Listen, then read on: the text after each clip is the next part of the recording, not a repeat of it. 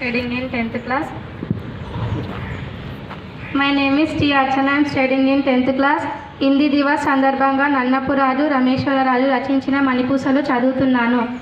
భారతీయ భాషలందు హిందీ భాష ఏ పసందు, వినెడు వారి చెవులకది కలిగించును సదా విందు. రాష్ట్ర భాషగా నిలిచే, రాజ్య భాషగా గెలిచే, అధిక రాష్ట్రములయందు రమ్య భాషగా వెలిచే. దేశాటన చేయుటకు, ప్రజలతో మాట్లాడుటకు, వచ్చిన హిందీ చాలు హాయిగా యానించుటకు. పార్లమెంటులోనైనా బజారులో పని అయినా, హిందీ వచ్చిన చాలు అవసరంబు ఏదైనా. తల్లి వెనుక పినతల్లిగా తెలుగు భాషకిది తోడుగా, హిందీ నేర్వాలందరూ అప్పుడప్పుడు మాట్లాడగా.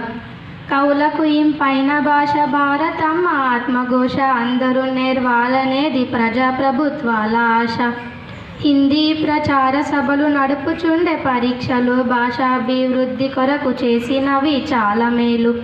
భాషలు నేర్చిన మూడు భారతి భవితకు తోడు, హిందీలో మాట్లాడగ సంకోచమును వీడు.